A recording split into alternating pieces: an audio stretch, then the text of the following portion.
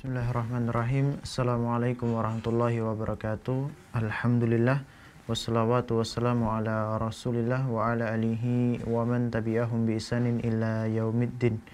Ma'asyiral muslimin, para pemirsa dan pendengar yang menyimak kami di channel YouTube Rumaiso TV, di Facebook dan di Instagram, juga yang mendengar kami di Radio Darussolihin, di Asid Radio, di radio streaming 107.8 FM.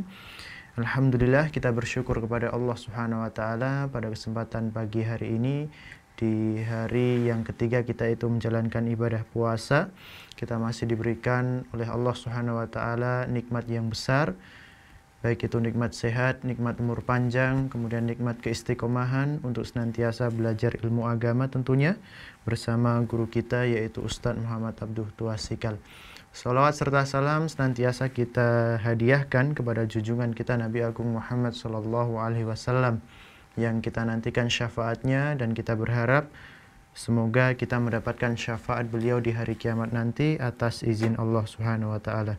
Baiklah para pemirsa dan pendengar, pada kesempatan pagi hari ini kita akan melanjutkan kajian kita terkait dengan konsultasi zakat, di mana nanti tema yang akan diambil adalah zakat 2,5% itu punya syarat. Apa saja syaratnya? Nanti tentunya akan dijelaskan oleh Ustadz Muhammad Abduh Tuasikal. Dan bagi para pendengar sekalian, sekali lagi seperti biasa, bagi para pendengar yang ingin menanyakan perihal agama atau tentang zakat yang belum dipahami, bisa bertanya langsung kepada Ustadz Muhammad Abduh Tuasikal di nomor 0881-281-85131. Sekali lagi, bagi para pemirsa dan pendengar yang ingin bertanya kepada Ustadz Muhammad Abduh Tuasikal bisa menghubungi di nomor 0812-281-85131. Nomor ini juga bisa untuk mengirimkan pesan via WhatsApp tentunya. Baiklah, mari kita mulai saja kajian pada kesempatan pagi hari ini. Untuk para pendengar dan para pemirsa, kami mengucapkan selamat menyimak kajian pada kesempatan pagi hari ini, dan kepada Ustadz kami persilahkan. Bismillahirrahmanirrahim. Assalamualaikum warahmatullahi wabarakatuh. Innal hamdalillah nahmaduhu wa nasta'inuhu wa nastaghfiruh wa na'udzu billahi min syururi anfusina wa sayyiati a'malina. May yahdihillahu fala mudilla lahu wa may yudlil fala hadiyalah. Wa asyhadu an la ilaha illallah wahdahu la syarikalah wa asyhadu anna sayyidana Muhammadan abduhu wa rasuluh. Allahumma shalli ala nabiyyina Muhammad wa ala alihi wa sahbihi wasallam. Para pemirsa sekalian, para pemirsa channel Rumaiso TV, juga yang mendengar lewat berbagai media sosial Rumaiso lainnya, serta para jamaah sekitar Darussolihin yang ada di Kecamatan Panggang, yang mendengar langsung lewat radio Darussolihin 107,8 FM. Alhamdulillah pagi ini berjumpa lagi, mudah-mudahan jadi pagi yang penuh berkah bagi kita semuanya. Setiap pagi kita akan bahas masalah muamalah dan zakat, dan sekali lagi selalu kami ingatkan untuk acara ini ada interaktif langsung. Bisa menghubungi ke nomor radio Darussolihin 0812-281-85131, 0812-281-85131. Kita akan bahas materi sekitar 25 menit. Setelah itu 20 menit kami buka kesempatan untuk tanya jawab interaktif, yang telepon langsung akan dijawab terlebih dahulu, atau bisa bertanya lewat WhatsApp 0812-281-85131. Bisa simpan nomor ini.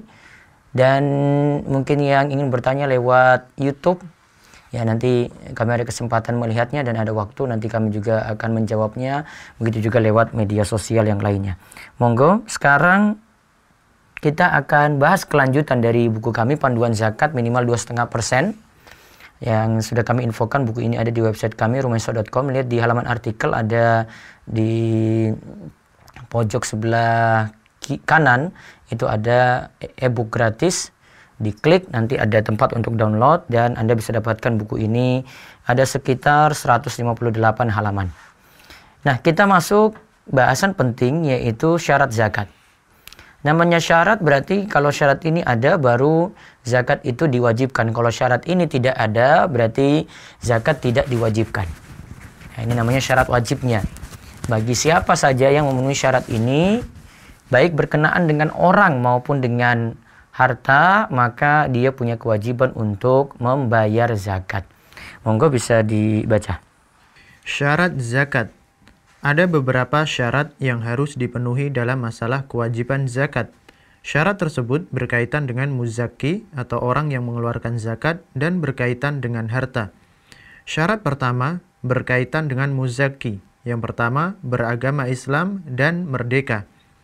Adapun anak kecil dan orang gila, jika ia memiliki harta dan memenuhi syarat-syaratnya, masih tetap dikenai zakat yang nanti akan dikeluarkan oleh walinya. Pendapat ini adalah pendapat terkuat dan dipilih oleh mayoritas ulama. Ada di sini syarat para ulama bagi menjadi syarat yang terkait dengan muzaki, orang yang mengeluarkan zakat. Dan yang kedua syarat berkaitan dengan harta. Jadi orangnya dan hartanya. Kita bahas dulu syarat yang pertama berkaitan dengan orangnya. Disyaratkan orangnya yang mengeluarkan zakat adalah beragama Islam dan yang kedua merdeka. Di sini tidak pakai syarat balik dan berakal. Beda dengan ibadah sholat puasa ya. Kalau sholat puasa pakai syarat wajibnya itu berakal dan balik. Kalau ini tidak, karena bisa jadi ada anak kecil punya harta warisan atau orang gila dia punya harta. Maka dari hartanya kena zakat.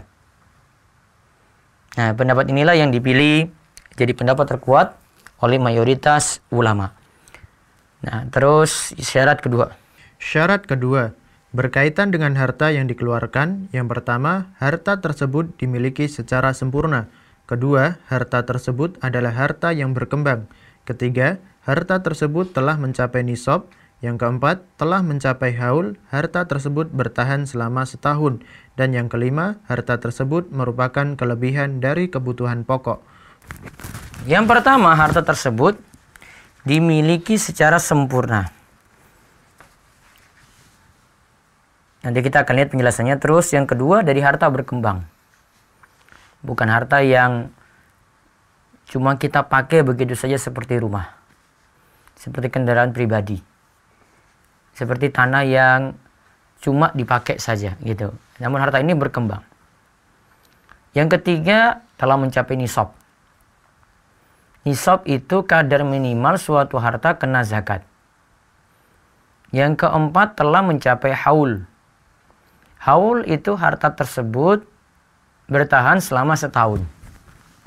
Dan yang kelima, harta tersebut merupakan kelebihan dari kebutuhan pokok. Sekarang kita lihat rinciannya.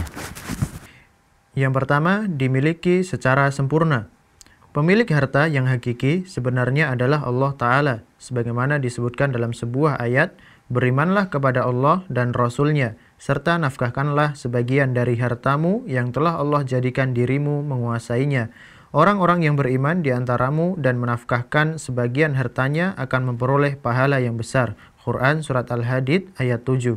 Aminu billahi wa rasulihi wa anfiqu mimma ja'alakum mustakhlafina fi. Falladzina amanu minkum wa anfaqu lahum ajrun kabir. Berimanlah kepada Allah dan Rasul-Nya. Dan berinfaklah mimma ja'alakum. Dengan sebagian dari hartamu yang telah Allah jadikan dirimu menguasainya. Falladzina amanu, orang-orang yang beriman, minkum, di antara kalian, wa anfaqu, dan menafkahkan hartanya, lahum ajrun. Dia mendapatkan ajrun, upah, balasan dari Allah dengan balasan yang besar. Ya, disebut ajrun ini ibarat seperti kita itu kerja dapat upah begitu.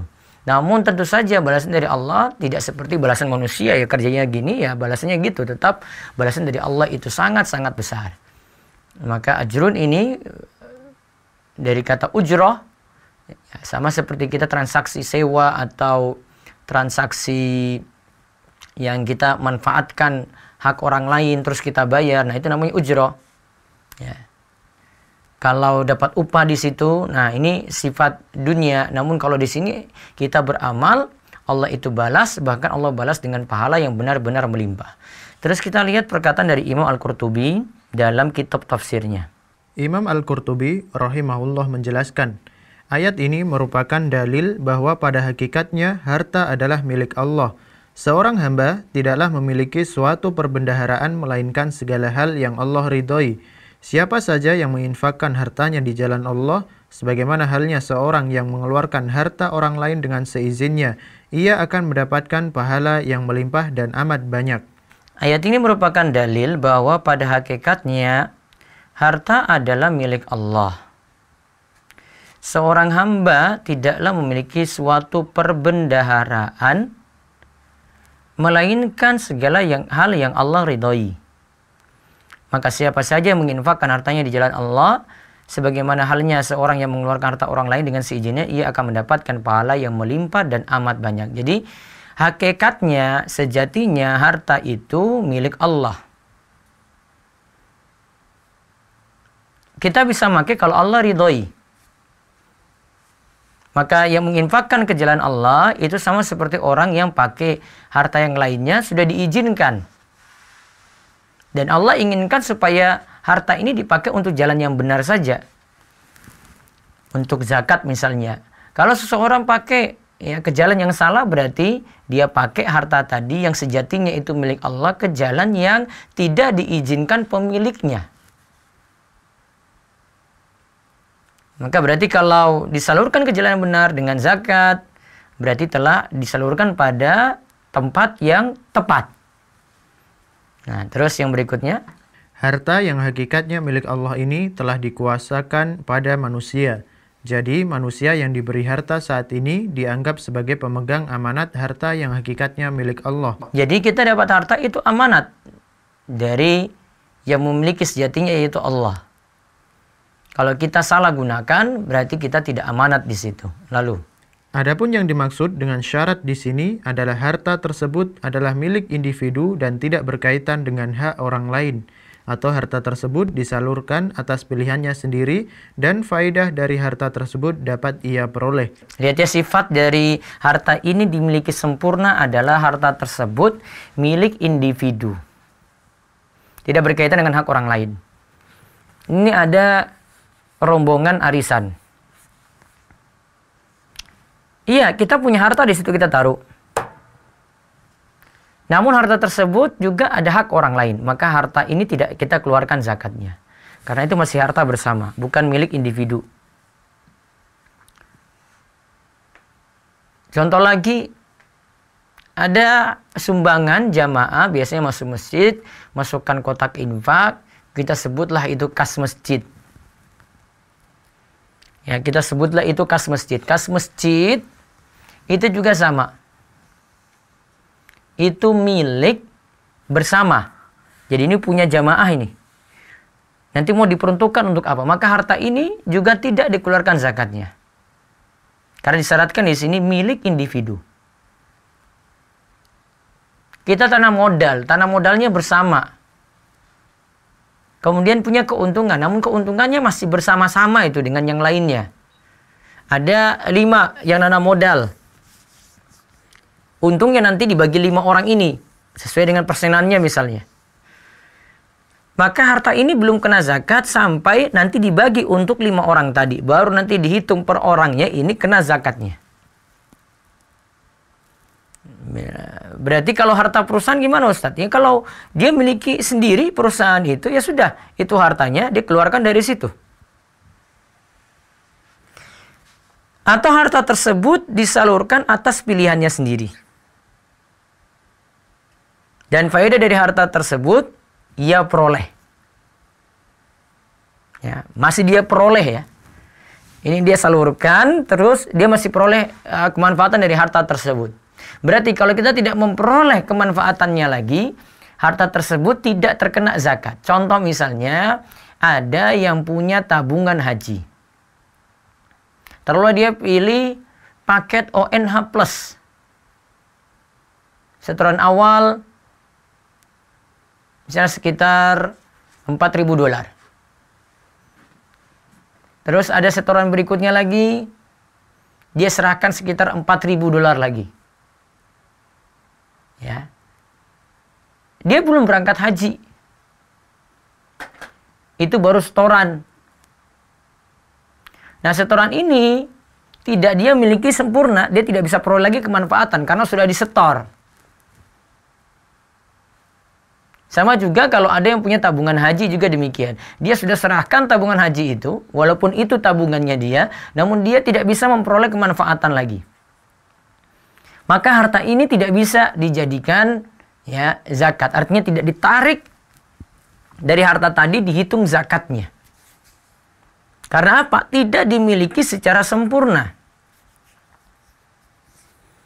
Nah, sekarang masalahnya kalau ada piutang. Nah, ini kemarin yang konsultasi beberapa tentang zakat, tentang masalah piutang nih.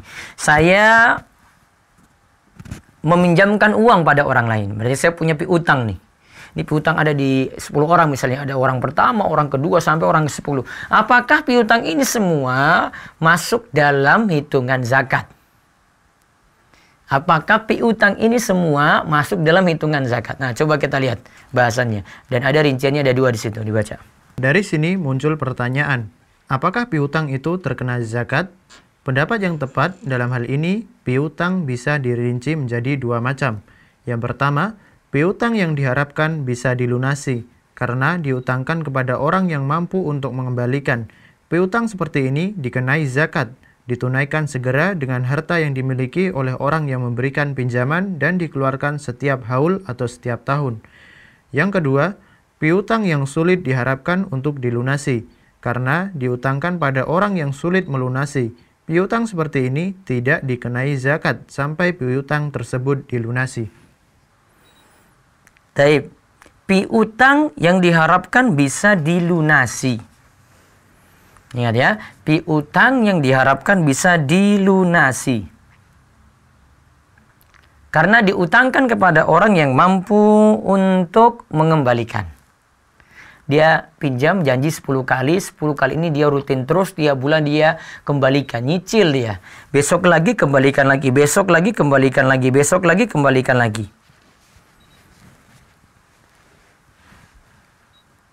Piutang seperti ini dikenai zakat.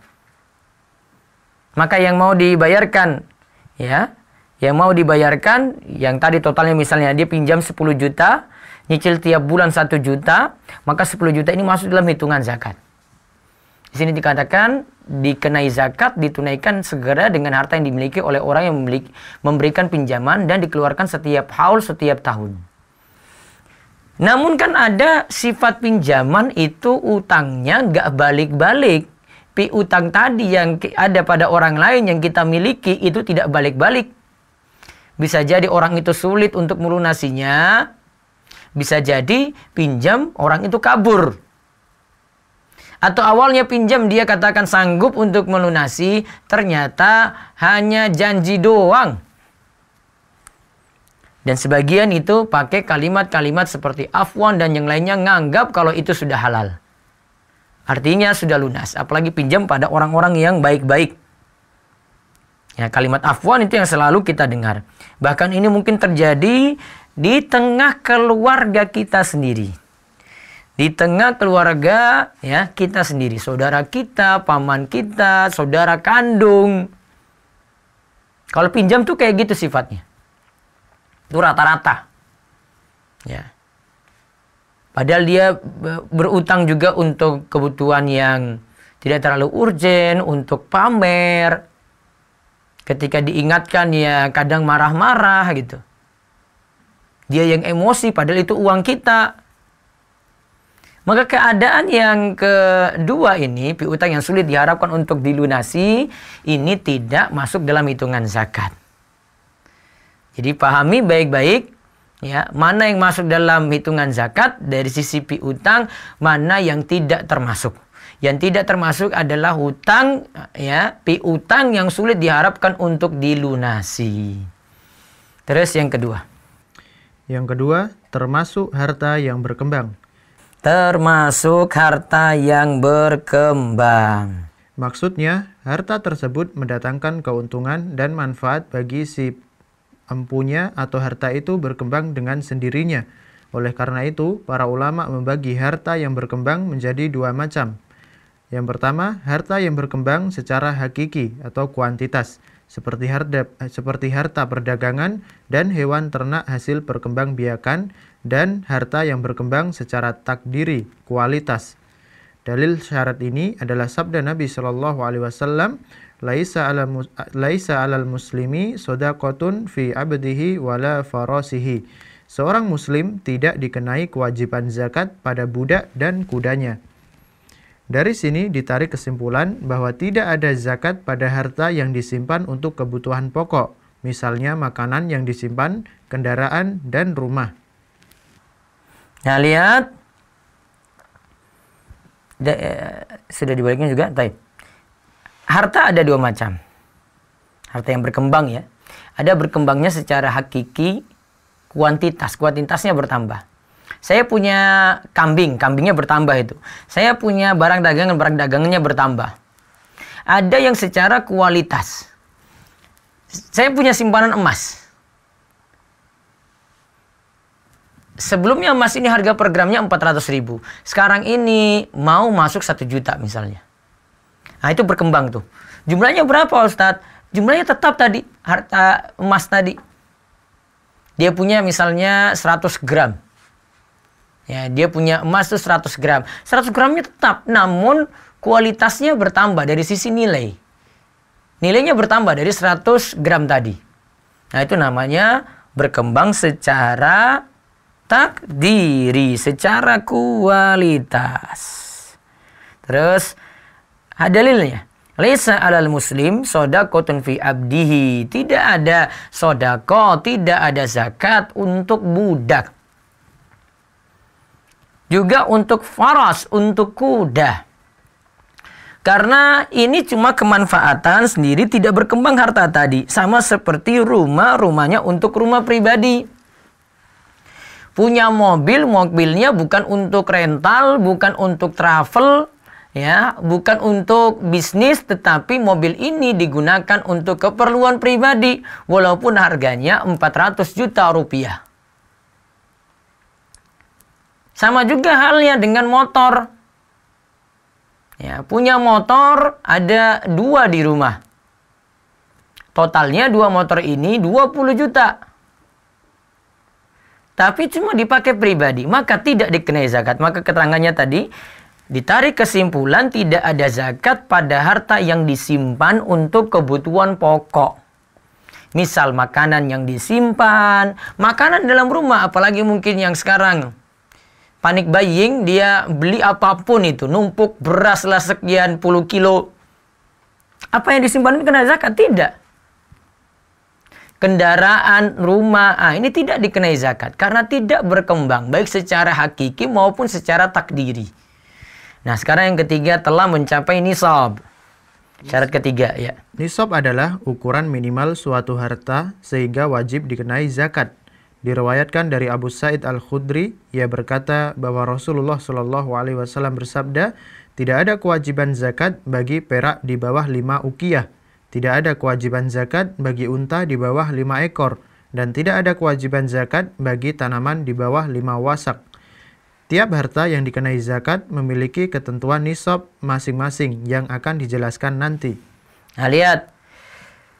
Nisab itu ukuran minimal. Satu harta itu dikenai zakat. Tadi disebutkan dari hadis Abu Sa'id Al-Khudri. Laisa fima duna khamsi awakin shadaqatun. Tidak ada kewajiban zakat bagi perak di bawah 5 ukiyah. Lihat catatan kaki nomor 31. 1 ukiyah sama dengan 40 dirham. Berarti kalau 5 ukiyah itu sama dengan 200 dirham. Ya, 5 ukiyah itu sama dengan 200 dirham. Berarti zakat perak adalah 200 dirham. Itu sekitar 595 gram perak murni. Terus disebutkan lagi, 5 lagi ya. Tidak ada kewajiban zakat bagi unta di bawah 5 ekor. 5 lagi penyebutannya. Walaysa fima duna khamsi zawdin shadaqatun. Tidak ada zakat unta di bawah 5 ekor. Berarti kalau sudah mencapai 5 baru kena zakat. Nah, ini kan minimal namanya. Kalau lebih dari 5, oh jelas kena. Dan nanti ada ketentuan untuk unta sekian zakatnya apa, unta sekian zakatnya apa, unta sekian ini jumlahnya, zakatnya itu bagaimana. Lalu, tidak ada zakat bagi tanaman. Walaysa fi maduna khamsi ausukin shadaqatun. Tidak ada zakat, kewajiban zakat bagi tanaman di bawah 5 wasak. 5 wasak sama dengan 60 sok. Berarti, maaf, 1 wasak sama dengan 60 sok. Berarti 5 wasak itu sama dengan 300 sok. 1 sok itu kira-kira ukuran zakat fitrah. 300 dikalikan 2,5, 750 kilo. Ya, 750 kilo. Belum 1 ton itu ya. Dan nanti ada ketentuan untuk zakat tanaman itu sendiri. Artinya kalau ada yang punya, misalnya dia panen padi. Panennya cuma dapat 0,5 ton. Maka tidak dikenai zakat. Nah, ini semua pakai angka 5 nih. Menunjukkan ini nisab. Jika di bawah ini baru memiliki harta tersebut di bawah ini, maka tidak kena zakat. Tadi di bawah 5 uqiyah, di bawah 200 dirham. Maka perak tadi tidak kena zakat. Punya unta hanya 1 ekor, maka tidak kena zakat. Punya tanaman dan panennya itu di bawah 5 wasak, di bawah 300 sok, atau tadi 750 kilo, maka tidak ada zakat. Nah, itu nisab, perlu diperhatikan. Jadi misalnya kita dapat gaji, ini ya, ini kasarannya saya beri contoh ya. Gajinya cuma dapat misalnya sebulan 1 juta rupiah. Di bawah UMR lah dia dapat. Kena zakat nggak Ustadz? 1 juta rupiah itu belum apa-apa. Nisab saja belum. Maka tidak kena zakat. Saya boleh sodako nggak dengan 1 juta ini? Boleh. Kita lagi bahas zakat yang wajib. Sehingga perlu diperketat syarat-syaratnya. Sehingga tidak menzolimi yang belum punya kewajiban bayar zakat. Nah, itu dipahami baik-baik. Terus yang keempat. Telah mencapai haul. Artinya, harta yang dikenai zakat telah mencapai masa 1 tahun atau 12 bulan Hijriah. Nabi SAW bersabda, "Walaysa fi malin zakatun hatta yahula alaihil haulu." Dan tidak ada zakat pada harta hingga mencapai haul. Syarat ini berlaku bagi zakat pada mata uang dan hewan ternak. Adapun untuk zakat hasil pertanian tidak ada syarat haul. Zakat pertanian dikeluarkan setiap kali panen. Nah, kalau zakat pertanian tiap panen. 1 tahun panennya bisa 2 atau 3 kali. Maka berarti zakatnya 2 atau 3 kali tadi. Namun tadi ya, haul itu tetap memperhatikan nisab. Nisabnya ada, nisabnya ini bertahan selama 1 tahun. Artinya tadi harta yang dikenai zakat telah mencapai masa 1 tahun atau 12 bulan Hijriyah. Karena Nabi katakan, walaysa fi malin zakatun hatta yahula alaihil haul. Tidak ada pada harta itu zakat hingga mencapai haul terlebih dahulu. Kalau belum mencapai haul, walaupun dia punya nisab tadi, namun bulan depan langsung habis. Misalnya tadi ya, dia punya unta 5 ekor. Ada kepentingan dia jual untuk keperluan ya rumahnya, dia jual 2 ekor, akhirnya sisa 3 ekor. Berarti belum kena zakat karena tidak bertahan setahun. Sama nih ya, saya dapat gaji. Gaji saya misalnya 5 juta. 5 juta ini sebulan saya pakai habis. Karena bayar utang misalnya, bayar cicilan, bayar kebutuhan rumah, untuk kebutuhan pokok, untuk sekolah anak, uang jajan anak. 5 juta ini habis. Maka kena zakat enggak? Enggak. Karena harta ini tidak bertahan haul. Tidak bertahan 1 tahun. Nah, dan syarat haul ini yang tidak diperhatikan pada zakat profesi. Biasanya ini untuk pegawai dikeluarkan tiap bulan. Tidak memperhatikan ini. Ulama yang menetapkan adanya zakat profesi itu menyatakan kalau haulnya itu dilihat dari tiap kali ada gaji sama seperti tiap kali panen. Jadi disamakan dengan zakat pertanian. Tetapi untuk besaran zakatnya mereka tidak mau pakai besaran zakat pertanian, namun pakai 2,5%-nya yang punya mata uang. Padahal kalau pakai zakat pertanian itu bisa jadi 5% atau 10%, atau bisa antara dua ini, 5%, 10%, 7,5%. Gak mau pakai besaran ini, namun pakai besaran 2,5%. Dan zakat profesi ini, wallahu alam, cuma ada belakangan ini. Tidak ada di masa-masa sebelumnya. Padahal dulu juga banyak pegawai-pegawai, misalnya dulu kerajaan-kerajaan. Ya, sejak masa Nabi SAW itu banyak seperti itu. Dan pasti mereka juga punya ya penghasilan di situ. Namun mereka tidak keluarkan seperti ini. Maka kembali, kenapa memperhatikan haul? Karena harta tersebut kadang nilainya nggak stabil. Tadi ya, 1 bulan dia dapat gaji nih ya. Keperluan banyak nih. Apakah dituntut dari kotornya kita keluarkan? Tidak. Karena ada syarat kelima. Tadi itu baru syarat keempat telah mencapai haul. Nah, coba dibaca syarat kelima. Kelebihan dari kebutuhan pokok. Harta yang merupakan kelebihan dari kebutuhan pokok adalah barometer seseorang dianggap mampu atau berkecukupan.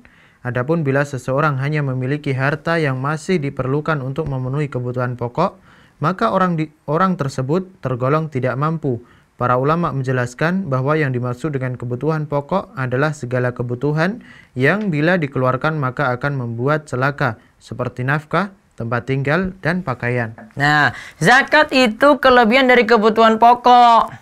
Punya gaji 5 juta, pakai dulu untuk kebutuhan pokok, untuk bayar kontrak rumah, untuk bayar listrik, bayar telepon, anak sekolah, uang jajan anak, belanja rumah, nafkah untuk istri, gitu. Nggak dikeluarkan langsung.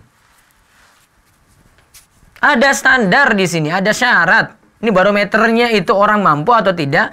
Ini dilihat loh itu. Di luar kebutuhan pokok. Maka kalau tadi ya, bila seorang memiliki harta yang masih diperlukan untuk memenuhi kebutuhan pokoknya, maka orang tersebut tergolong tidak mampu. Gajinya besar tadi, 10 juta lah, taruhlah 10 juta gajinya besar.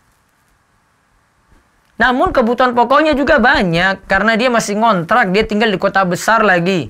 10 juta itu untuk bayar macam-macam, mungkin sisa 2 juta.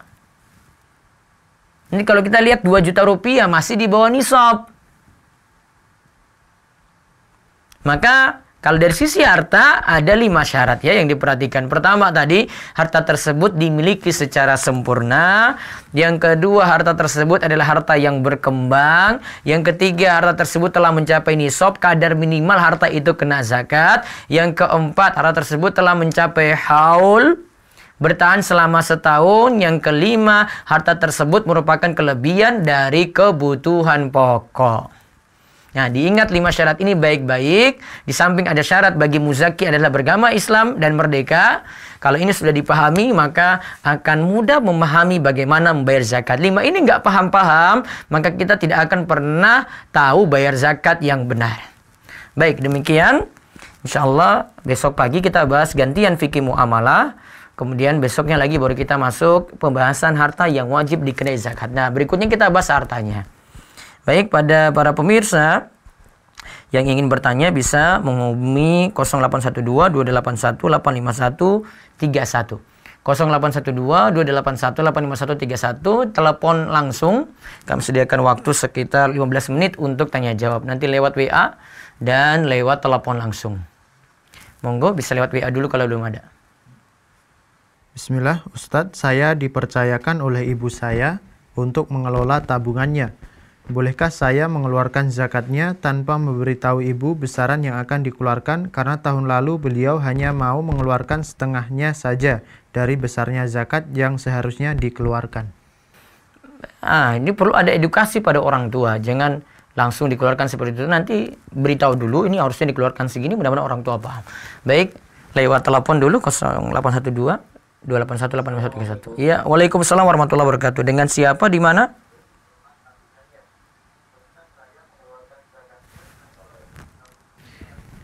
Halo, assalamualaikum. Halo, assalamualaikum. Tidak lagi ya, baik. Lanjut. Kami dan suami kakak beradik sudah menikah semua. Salah satu keluarga adik laki-laki kami dan dua keluarga kakak perempuan suami secara ekonomi kurang mampu. Untuk makan sehari-hari tidak cukup. Salah satu kakak ipar berbeda keyakinan. Bisakah zakat kami berikan kepada mereka? Nanti ada syarat siapa yang berhak untuk menerima ya. Kalau mereka tidak mampu baru diberi itu. Wallahu a'lam. Ada lagi? Ustadz, kalau untuk zakat rumah dijual perhitungannya seperti apa? Baik, telepon silakan.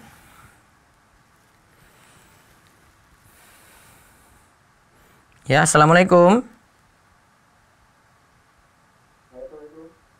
Assalamualaikum. Ya, assalamualaikum. Ya, dengan siapa di mana? Halo? Ya, dengan siapa di mana? Ya, saya Nahrul Ustaz dari Gresik. Ya, silakan, monggo. Silakan pertanyaannya. Ya, dan begini Ustaz, apa hukumnya yang ada praktek suap nyuap dan di sana saya sebagai apa itu perantaranya gitu. Gimana? Ulang. Di oknum penerima suap itu sudah ada niatan untuk menerima uang suap, tapi dari pihak atasan dia sudah justru bisnisnya itu sudah seperti itu. Gimana? Saya belum jelas maksud pertanyaan. Coba diulang. Pelan-pelan, Pak. Halo, Pak. Pelan-pelan pertanyaannya saya belum jelas. Ada manipulasi data, jadi sang atasan menggunakan identitas orang lain untuk menjadikan apa itu nama milik badan usaha tersebut. Jadi kira-kira gimana data gitu? Maaf, pertanyaannya diulang pelan-pelan, Pak. Saya butuh pahami pelan-pelan. Gak usah cepat-cepat nanyanya. Jadi apa hukumnya bekerja di tempat yang ada suap menyuap, terus apa hukumnya bekerja di tempat usaha yang ada manipulasi data di awal masa perintisannya? Enggak, sekarang Bapak bekerja itu pakai suap menyuap nggak? Masih ada nggak? Kenapa? Saat ini bekerja masih ada suap menyuap nggak? Masih ada. Bapak dukung juga di situ? Iya. Nah, itu berarti jadi tidak berkah nanti. Kalau ada pekerjaan yang lain yang lebih baik, ya mending milih yang lain yang lebih baik daripada ada tidak berkahnya di situ. Halo? Lalu ya. Ya, cukup, Pak. Masa dikurang dengar suaranya agak putus, tapi ya di rekamannya ya. Iya, nanti bisa dengar rekamannya ini. Baik. Ya, syukur Ustaz. Ji. Ada lagi? Silakan dengan WA dulu. Untuk zakat rumah dijual, perhitungannya seperti apa, Ustadz? Nah, rumah dijual. Berarti rumahnya kalau sudah dijual, tunggu dulu bertahan harta ini sampai haul. Masih di atas nisab, baru kena zakat. Nanti kita akan lihat beberapa kasus, nanti kita akan ajarkan bagaimana cara hitung zakatnya insya Allah. Ya, monggo silakan. Ya. Halo, assalamualaikum. Putus. Ya, lanjut lagi. Ustadz, saya seorang janda dengan anak dua. Anak-anak saya masih dinafkahi oleh ayahnya. Misalnya mantan suami masih memberikan nafkah 5 dan plus 3 juta untuk biaya sekolah serta kontrakan. Apakah saya harus juga mengeluarkan zakat? Zakatnya yang saya keluarkan yang dari 5 juta atau totalnya 8 juta, Ustaz? Bukan totalnya nanti malahan, sisanya setelah digunakan. Nanti 1 tahun sisanya berapa, masih di atas nisab. Ya, nisab harta tadi nanti saya akan ajarkan di pertemuan berikutnya insya Allah. Terus ada telepon langsung? Waalaikumsalam, silakan. Mungkin rekamannya dimatiin dulu, Bapak. Biar bisa fokus ke telepon. Halo? Halo, silakan Pak. Assalamualaikum.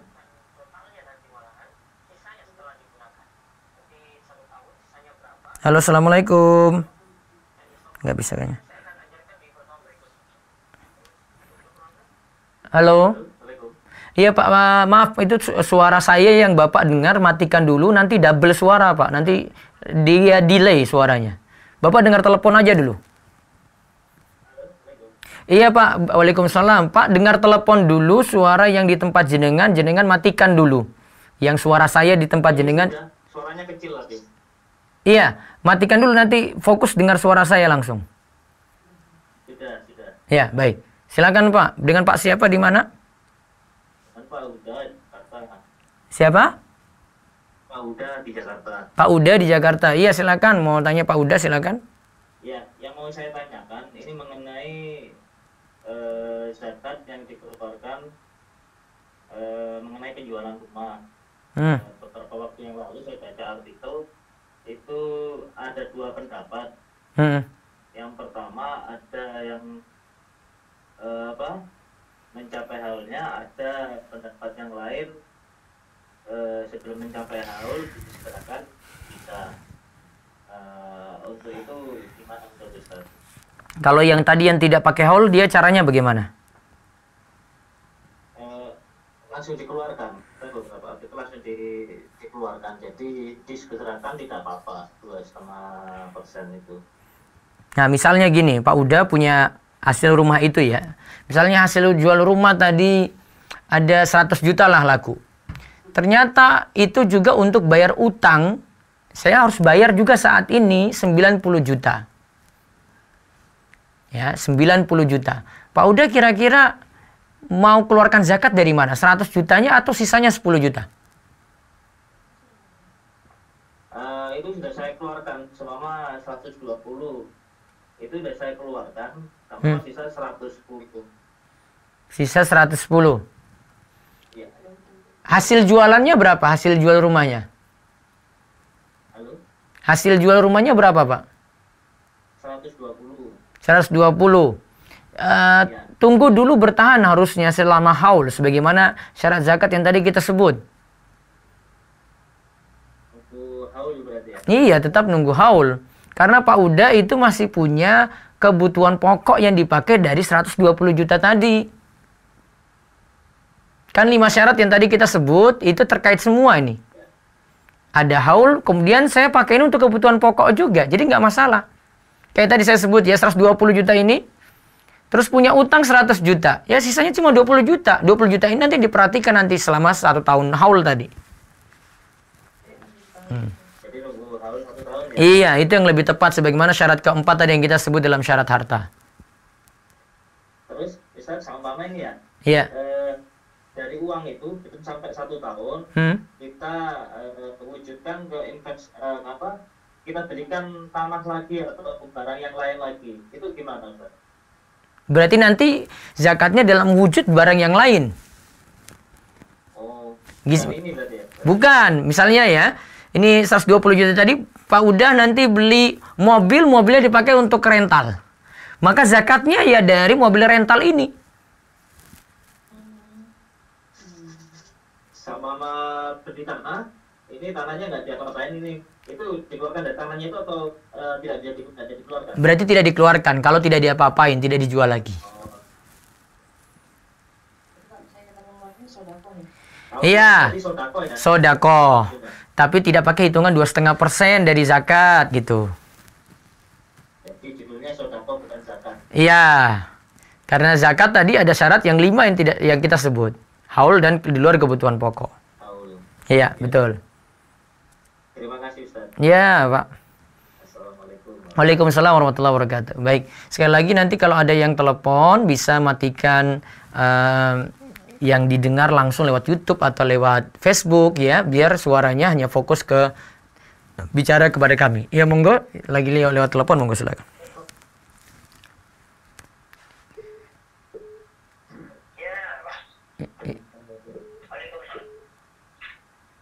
Ya, assalamualaikum.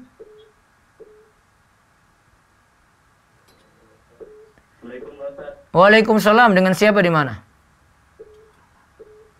Rohman di Bontang. Dengan Budi Agung di Bontang. Budi Agung di Bontang. Ya, silakan. Halo? Mau nanyakan Ya, silakan. Di luar bahasan tidak apa-apa ya Pak Ustaz? Iya, silakan. Singkat, jelas, silakan.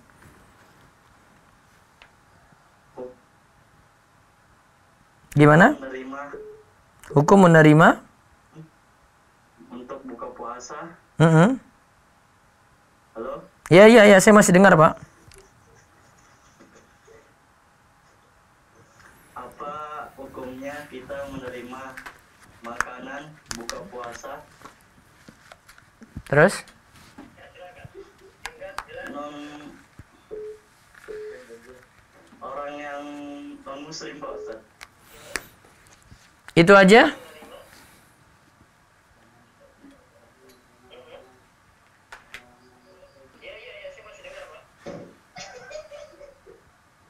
Baik, mungkin cukup. Ya, matikan. Ya, ini nggak fokus, saya sudah bilang. Sekali lagi, kalau telepon bisa matikan yang suara yang didengar dulu, biar fokus ke telepon.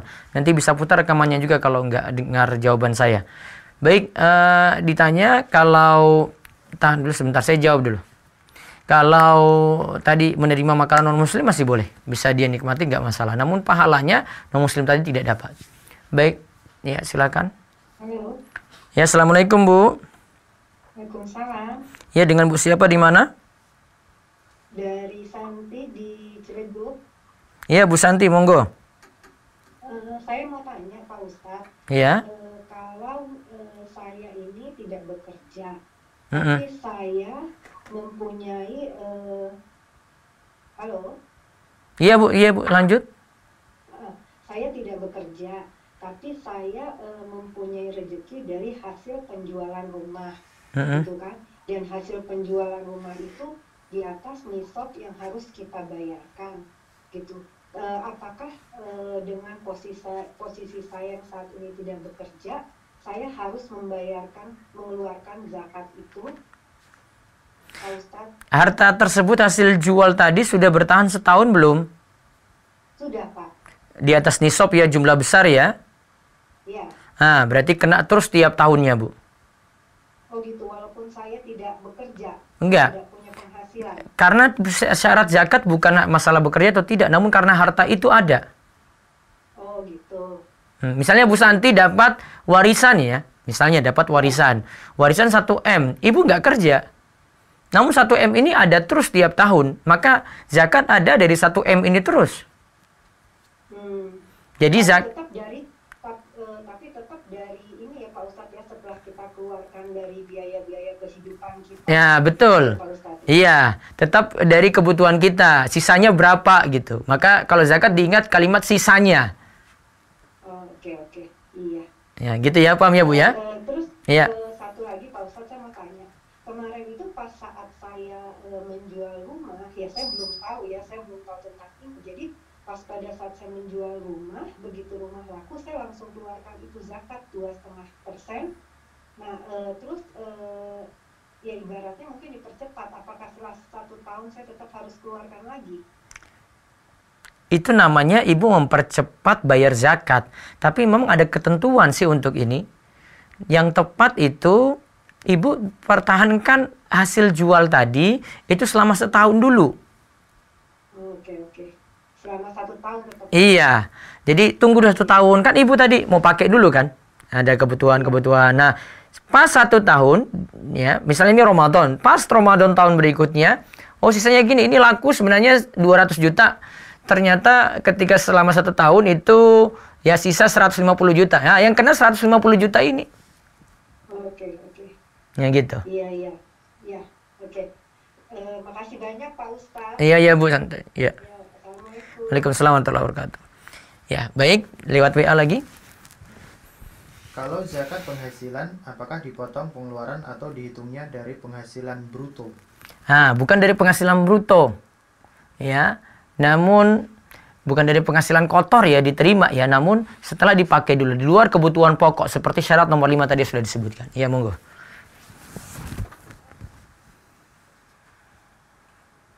Ya, Assalamualaikum. Ya, Waalaikumsalam. Dengan Bu siapa di mana? Saya Rani. Dengan Bu siapa? Saya Rani. Nah, Bu Rani di? Saya mau tanya. Iya. Saya kan nggak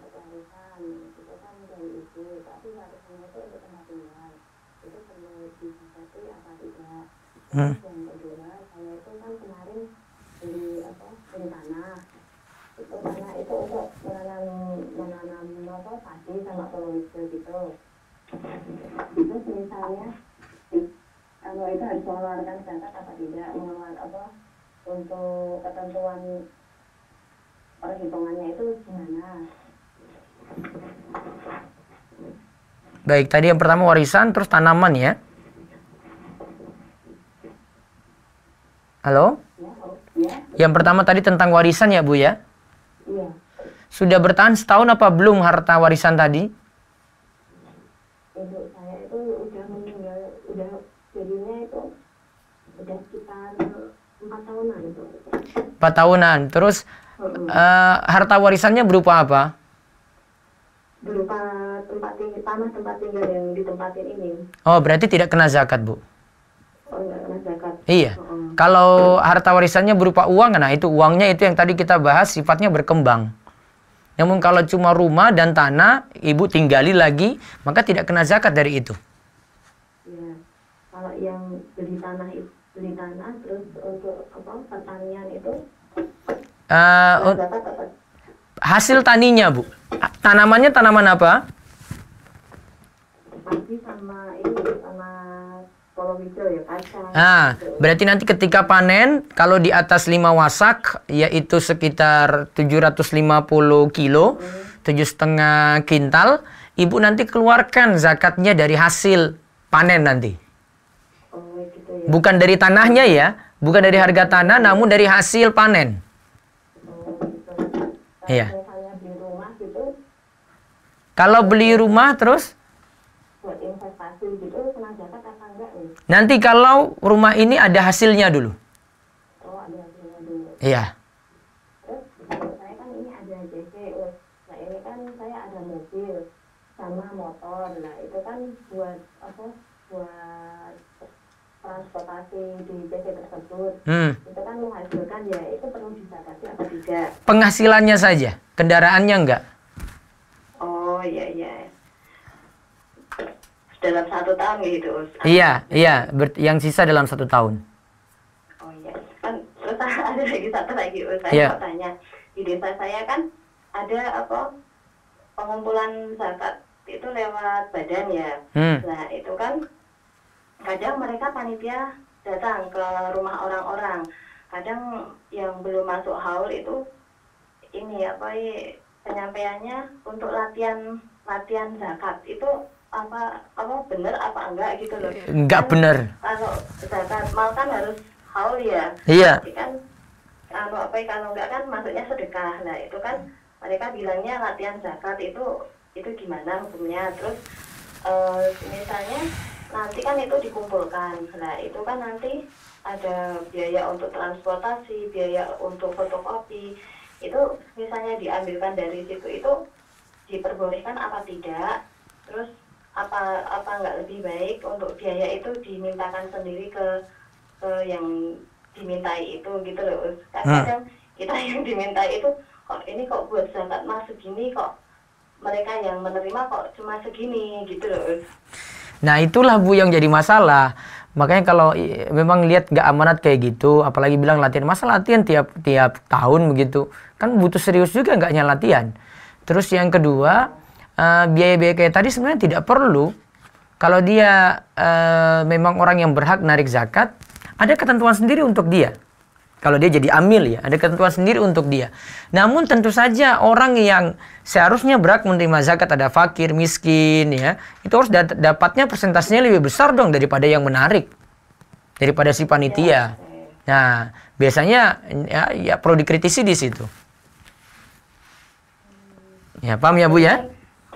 Kita itu mau setar ke badan itu jadinya kita itu ini loh jadi ragu. Jadi saya saya pribadi selama 2 tahun ini lebih ini ke langsung ke orang-orang yang terdekat saya gitu. Lebih bagus seperti itu. Dan ibu lebih puas karena beri langsung. Oh iya. Itu untuk ketentuannya itu misalnya di sini kan banyak janda yang miskin, itu bisa ya itu? Bisa seperti itu, Burhani. Oh iya. Ya. Ya, terima kasih. Sampun Ji, ya. Itu saja mungkin ya. Kita rasa cukup. Waalaikumsalam warahmatullahi wabarakatuh. Dan waktu sudah habis. Kita cukupkan. Insyaallah besok kita akan bahas lagi fikih muamalah dan bahasan yang lainnya. Yang belum terjawab insyaallah masih ada waktu untuk besok. Besok bahasannya masih seputar masalah gish, berbuat curang dalam jual beli. Nanti kita akan lanjutkan lagi dari buku Harta Haram Muamalat Kontemporer karya Ustadz Irwandi. Berikutnya lagi baru nanti kita selang-seling dengan masalah zakat. Ya demikian, mudah-mudahan manfaat dan Allah beri kita taufik dan hidayah. Mudah-mudahan harta kita senantiasa diberkahi dan kita selalu memperhatikan kewajiban-kewajiban yang terkait dengan harta kita. Subhanakallahumma bihamdika asyhadu alla ilaha illa anta astaghfiruka wa atubu ilaik. Assalamualaikum warahmatullahi wabarakatuh. Demikianlah para pemirsa dan pendengar yang telah kita bahas bersama. Bahasanya pada kesempatan pagi hari ini kita membahas terkait dengan syarat zakat yang disampaikan oleh Ustadz Muhammad Abduh Tuasikal, sehingga kita bisa lebih tahu apa syarat-syarat zakat, sehingga kita lebih paham bagaimana cara mengeluarkan zakat. Dan para pendengar sekalian, terima kasih atas atensi Anda yang sudah telepon mengirimkan pertanyaan. Kami ucapkan terima kasih, jazakallahu khairan. Dan jangan lupa para pendengar sekalian dan para pemirsa, nanti pukul 2 atau pukul 14 waktu Indonesia Barat sampai pukul 15 kita akan bertemu lagi dengan Ustadz Muhammad Abduh Tuasikal insyaallah dengan pembahasan rutin yaitu dari kitab Syama'il Muhammadiyah dengan tema Beginilah Sholat Malam Nabi. Untuk itu bagi para pendengar atau para pemirsa yang ingin lebih tahu, lebih dekat dengan Nabi kita Muhammad SAW, bagaimana tata cara Nabi SAW dalam sholat malam, bisa simak kajiannya pukul 14 sampai pukul 15 waktu Indonesia Barat. Dan para pemirsa dan para pendengar sekalian, sekali lagi kami ucapkan terima kasih. Kita akhiri kebersamaan kita pada kesempatan pagi hari ini. Subhanakallahumma bihamdika asyhadu alla ilaha illa anta astaghfiruka wa atubu ilaik. Wassalamualaikum warahmatullahi wabarakatuh.